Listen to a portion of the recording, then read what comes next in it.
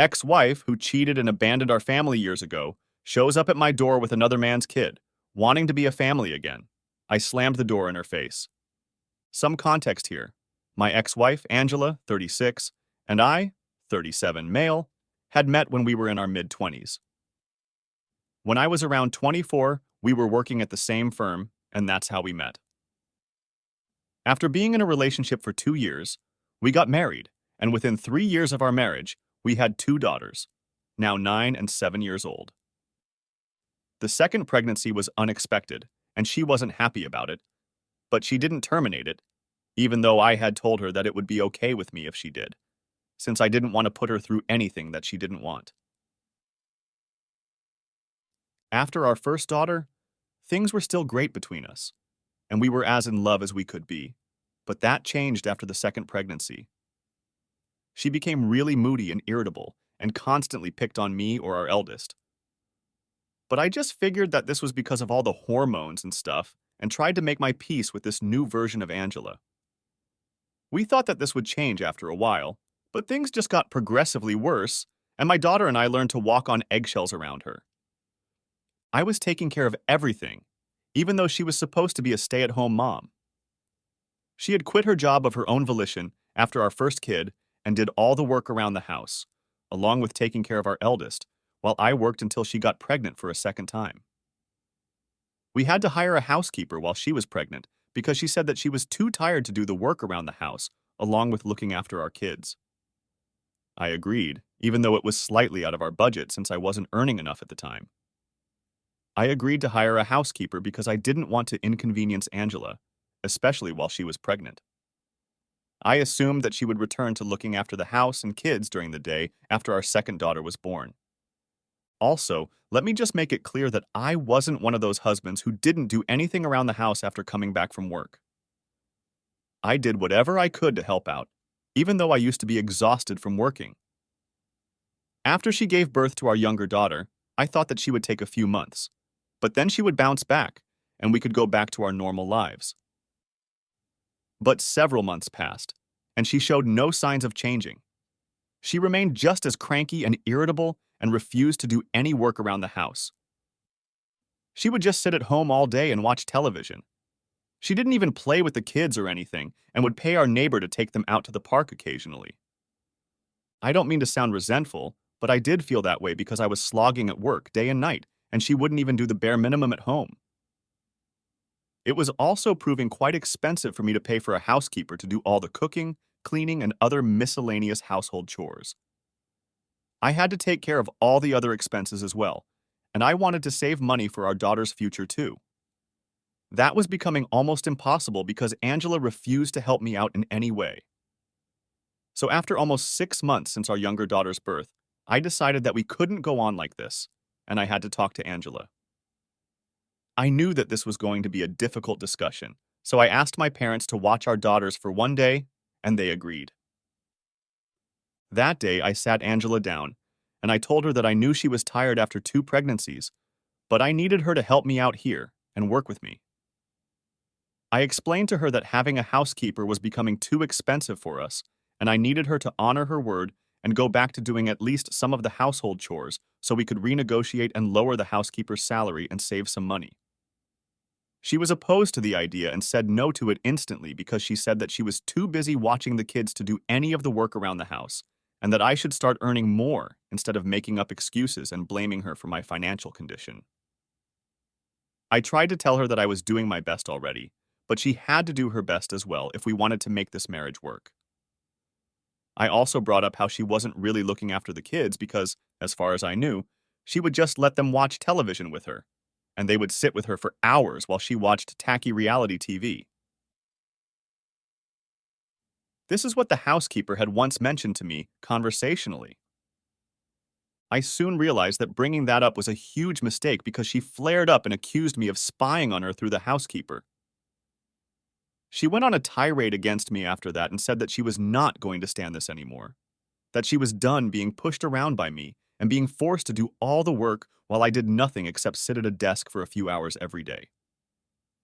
She then told me that this was my fault, that I couldn't afford to have a housekeeper, and that it was a shame that I had to beg her to help me out since I was supposed to be the man of the house. It was all really illogical, and she was just grasping at straws to somehow make it seem like there was nothing wrong with her not doing anything all day. And I was the crazy one for expecting her to actually contribute and pull her weight around the house. We ended up getting into a massive fight, and she called me a loser who couldn't afford to be with a woman like her anyway. And I retaliated by calling her a lazy cow who had already failed at being a good mother, given how scared our eldest daughter was of her. And now she was failing at being a wife as well. That remark really got to her, and she shoved me really hard. I lost my balance and fell back on the coffee table very hard, shattering the glass and hurting myself. I had to be rushed to the ER, and she kept apologizing to me and crying throughout. Luckily, it was just my back that was hurt, and it was all just surface-level injuries. But I could have seriously hurt myself, and I didn't trust Angela anymore. I told her that she had to move out because I didn't trust her around the kids, since there was no telling when she might lose her temper around them and end up hurting them as well. I told my parents to take care of our daughters until Angela was gone, and for a week she kept protesting and said that she would never let this happen again. But I just didn't trust her anymore. I almost filed for a divorce, but she begged me to give her a chance, and by the end of the week, we had come to the conclusion that she was going to go live with her parents for some time and undergo therapy. Only when she had been given a clean bill of health by a medical professional would I allow her to move back in with us. There was obviously something very wrong with her because happy people don't act that way, but she was willing to work on it and get better. I also didn't want my daughters to grow up without their mother, so I agreed not to get divorced just then and give our marriage a second shot. We were also getting marriage counseling while we were living separately, but eventually, it all turned out to be useless because she ended up cheating on me. My parents had moved in with me to help out with my daughters while Angela was living with her parents. We went to marriage counseling sessions weekly, and things seemed to be getting better for a while. I was also in touch with her therapist, who told me that she had been suffering from postpartum depression, but she was getting better. One of her symptoms had been anger issues, which she didn't have before, but it got way out of control when she shoved me, and that was a wake-up call for both of us. This went on for almost a year, and around the 6-month mark, I even allowed her to visit our daughters under my supervision. She was slowly becoming her old self again, and I was glad to see that. It finally felt like our situation was improving, and we could actually make it work. But then, all of a sudden, she stopped coming to our counseling sessions without any explanation.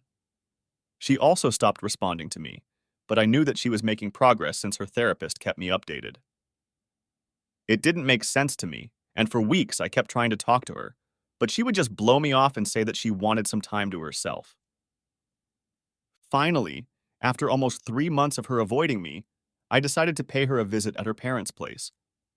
I hadn't done that earlier because her parents didn't like me and blamed me because they believed that I was the one who had driven their daughter crazy and made her act out like that. So she had told me that it would be better if I didn't visit her while she was living with them, since that would just lead to a lot of drama. And that's definitely the last thing that we needed. But I broke that rule and visited them anyway, since she had been acting distant and blowing off counseling sessions. Even when she would show up occasionally, she would seem uninterested, and I just couldn't make sense of it. When I tried to talk to her in person, on the phone or even on text, she would tell me that it was all fine, but I could make out from her behavior that there was certainly something that she was hiding from me. The day that I showed up at her parents' house, I expected her to be at home, but she wasn't there. When I asked her parents where she was, they told me that they weren't allowed to tell me and slammed the door shut in my face. I could tell that they were enjoying this, and I had a bad feeling about it, so I decided to call Angela while standing in front of her parents' house. I tried calling her several times, but she didn't pick up, and I was getting more and more paranoid by the second. So I decided to sneak around the house and somehow get inside by myself. I went around to the backyard because I knew that her parents usually kept the kitchen door open, but I didn't even need to go that far because I spotted Angela sitting on the swing that her parents had in their backyard. The bad news was that she was sitting with her back to me because she was making out with a man that I didn't recognize. It's been a long time since I saw them, but it's imprinted in my brain because it was the most horrible moment of my life, and I haven't been able to forget it even today. The guy that she was making out with drew back as soon as he saw me, and by the time Angela turned around, I had already started walking back to my car. She caught up with me and tried to stop me, but I wasn't hearing anything that she was saying because I was in shock. She tried to grab me, but I shook her off and told her not to touch me. So she didn't, and I went back to my car and started driving back home. I blocked her everywhere as soon as I got home so she wouldn't have a chance to explain, and told my parents that I wanted them to look for a lawyer for me and informed them of what I had just witnessed when I visited Angela's parents' house. I didn't see her or hear from her until we had to meet with the court-appointed mediator for our divorce settlement. I had pretty much turned into a robot by that point and was just functioning for the sake of my daughters, but I had completely shut down emotionally. I didn't feel anything even when I found out that Angela was terminating her parental rights because she had made up her mind that she didn't want to be with us anymore, that she wanted to be with the guy, let's call him Sean, that I saw her with the other day.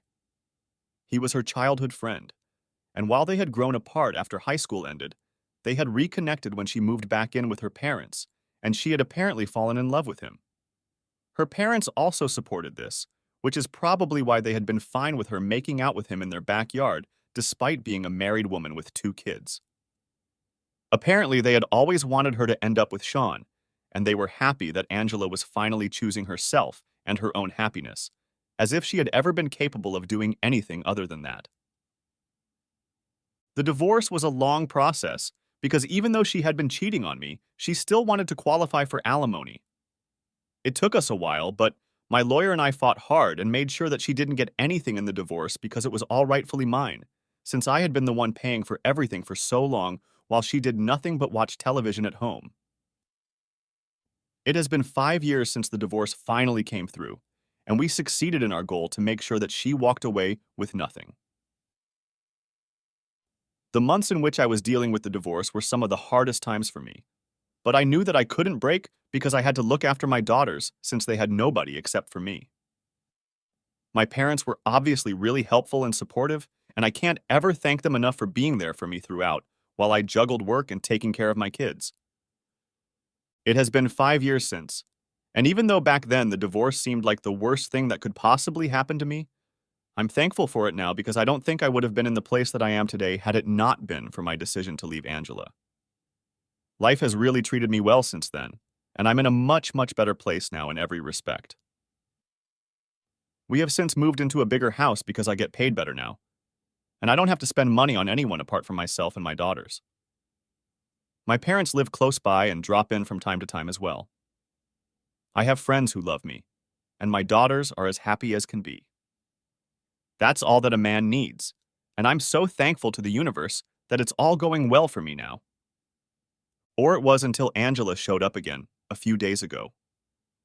The kids were at school, and I was just about to leave for work when the doorbell rang, and Angela was standing outside with a boy beside her. The boy couldn't have been older than 3 or 4 years old, and I knew that this had to be Angela's son. I was taken by surprise when I saw her standing outside my door, and was still trying to process it when she started crying and said that she was here to apologize and make things right with me. She told me that she was finally ready to be a family again and give our marriage another chance. I couldn't believe that she was back here after all these years, and now she wanted to give our marriage another chance, like it was up to her to make that decision. Within a split second, I made up my mind and decided to shut the door and turn her away because I didn't want to get into whatever this was. But before that, I told her that this was not her family anymore. I had stopped being her husband the day she cheated on me with Sean. The divorce was just a legal obligation, and she herself had given up custody of her daughters. So now, she had no right to refer to us as her family. After I said that, I shut the door and told her to go away, because I didn't want her anywhere near my property. I would have cursed her out as well because I was really angry, but I refrained from doing it because of the little boy. I could hear her wailing outside my door for a couple of minutes after I shut it, but I decided to ignore it and once I made sure that the coast was clear, I went off to work. I tried really hard not to think about it because that would just weaken my resolve, and I couldn't afford to let that happen. I almost succeeded in forgetting that Angela had even shown up at my house, but as soon as I came back home from work, I received a call from my parents demanding an explanation as to why I had turned her away. They told me that Angela had contacted them after I turned her away and shut the door in her face, and she had been devastated. My parents said that they were the ones who had given her my new address and told her to visit me since she was in the process of getting divorced from Sean and finally had a chance to make things right with me. They told me that Angela had reached out to them about a month ago, and this had been in the works for quite some time. My parents believed that it was about time that I thought about my kids because my daughters needed a mother, and there was no better mother than Angela. So they decided that she deserved another chance and told her where to find me and what to say to me. I got really mad at them because it was not their place to forgive her and decide to give her another chance without even asking me if I would be okay with that.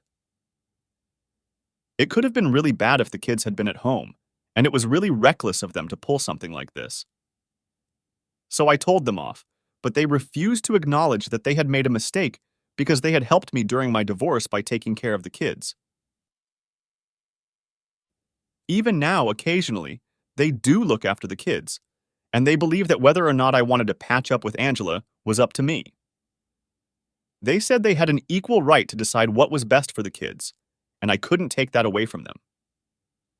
I thought it was ridiculous of them to believe that because, at the end of the day, they were my daughters and not theirs. While I respected them and would always be thankful for what they did for me during my divorce, I don't think it was their place to let Angela back into my life again. We got into a bit of a fight, but they told me that I was the one who was out of line here and was being selfish by not giving Angela another chance. They told me that they had done their due diligence and were sure that she was a different woman now and deserved to be a part of my daughters' lives. Even when I reminded them that she had signed her rights away, they said that it was insulting that I believed they would put my daughters or me in harm's way and accused me of ruining their lives by being too arrogant to accept that they needed their mother. It's been a few days now, and I don't think I was out of line or selfish because I've thought about this a lot. I don't think I was wrong for not giving my ex-wife a second chance at being a mother. Update 1. About a week has passed since Angela showed up at my door with her son, and recently I found out the truth about her relationship with my parents. It's honestly so disturbing that I don't even know where to begin, and I'm still struggling to process it myself. It's mind-boggling how all of them have betrayed me without batting an eye. Apparently, not only were they the ones who had told her my new address, but they had been in touch with her all along. I had cut her out of my life after the divorce, but they hadn't, because they believed that she would come around at some point. They wouldn't talk much, only once a month maybe, but that was enough for me to feel betrayed. Sean had made Angela sign away her rights after she was served with the divorce papers and had given her an ultimatum to either abandon her family and make a new life with him, or she could keep in touch with her kids and fight for their custody. But that would mean that she would have to leave him behind. It had been a difficult choice for her to make, according to my parents, but she ended up going with Sean to make a new family with him instead of sticking with the family that she already had. My parents said that Angela had contacted them shortly after I filed for divorce to tell them about her situation and ask them to help her because she wanted to still stay in contact with her kids privately. She had told them that she had been backed into a corner by both of us, and either way, she wouldn't be able to see her kids because I had been fighting for full custody with supervised visitation rights, while Sean had instructed her to abandon her kids altogether. Even if she did fight for custody and went against Sean, the chances of her getting partial custody were slim, given the circumstances of our divorce and her history of having issues controlling her temper. So fighting for custody seemed like a waste of her time and resources. There was a very real chance that she could lose both Sean and custody of our daughters in the end if she decided to fight. And that's where my parents came in. She met them in private and practically begged them to let her stay in touch with her daughters and help her out by acting as the bridge between them. She was aware that once she signed her rights away, she would not have any visiting rights, let alone supervision. But my parents would, and they planned on exploiting that.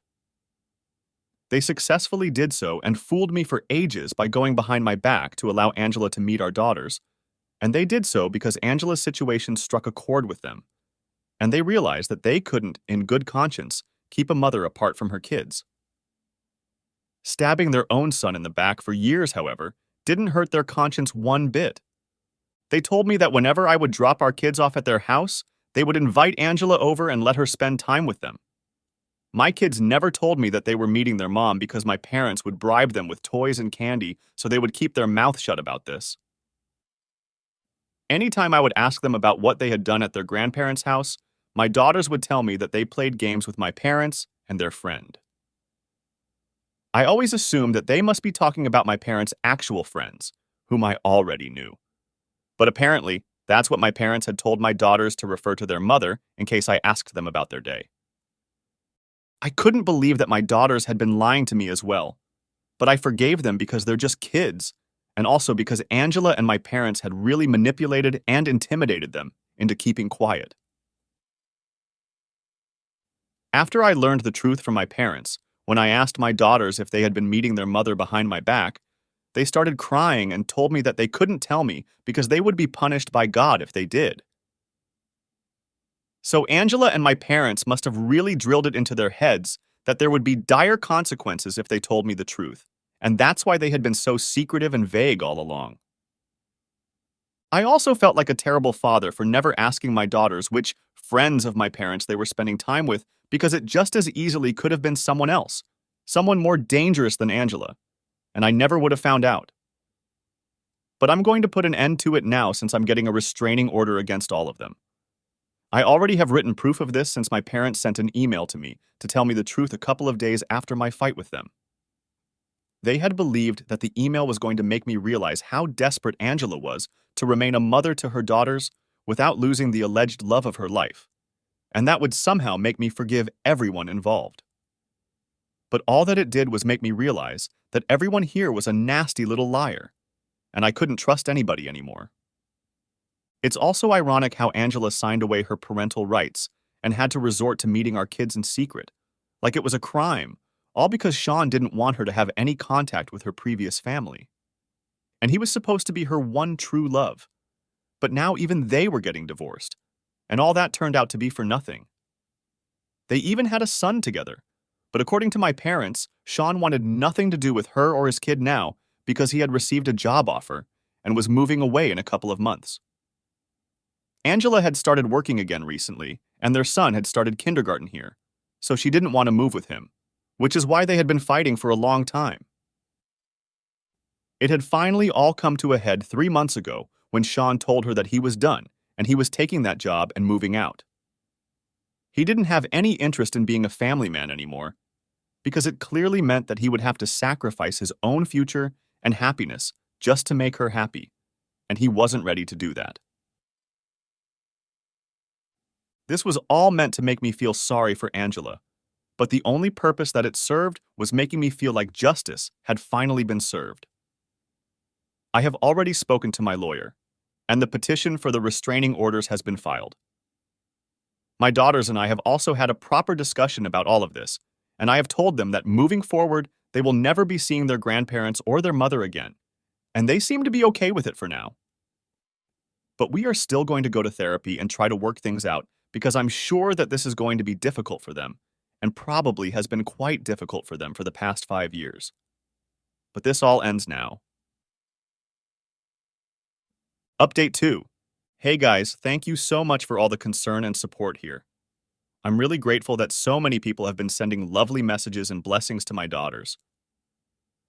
My parents and Angela have been served with restraining orders and are supposed to appear in court in a few days. I don't know how they feel about any of this because I have blocked them on every possible platform, and I've also told my friends not to speak to them in case they contact them. I have also amped up the security around my house and have been working from home for a couple of days. I had spoken to my daughter's school authorities and told them about the situation too. Initially, I didn't intend on letting them go to school for a few days, but I didn't want their education to suffer because of Angela and my parents. So now, teachers are supposed to keep an eye on them and not let anyone apart from me pick them up after school. I'm doing everything in my power to make sure that they can't get to us because I'm sure they will try. So far, it's been good, and I'm hoping that after we get that restraining order, they will continue to stay away. Update 3. Hi, so this is going to be a really short update, but we got that restraining order, and for the next 5 years, all three of those maniacs are going to have to keep their distance from me and my daughters unless they want to face terrible consequences. Obviously, I'm still keeping all the security measures that I took in place for a while because the last I saw them, they looked really pissed, and I don't want to risk anything. My daughters and I are attending regular family counseling sessions, and I think that we are going to make a lot of progress in the coming few months. We have already made considerable progress, honestly.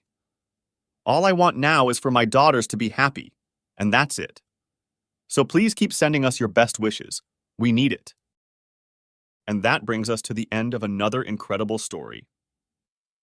If you enjoyed today's story, please give us a thumbs up. It really helps out the channel. And if you have thoughts or similar experiences, drop a comment below. We love hearing from you. Don't forget to subscribe and hit the bell icon so you never miss out on our next story. We have many more fascinating tales to share, and we'd love for you to be part of our journey. Thank you for listening to Reddit Reads Real. We'll see you next time.